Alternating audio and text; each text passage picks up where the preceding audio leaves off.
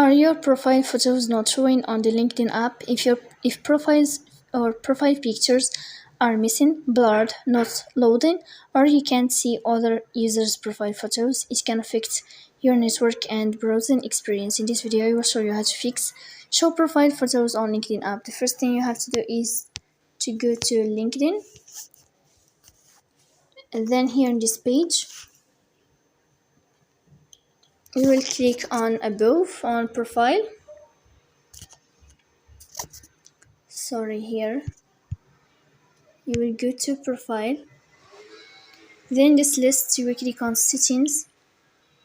After that you will move to above again. You will enter on this page of account preferences, and here in this page you will find showing profile photos, and here you can show profile photos, so please don't forget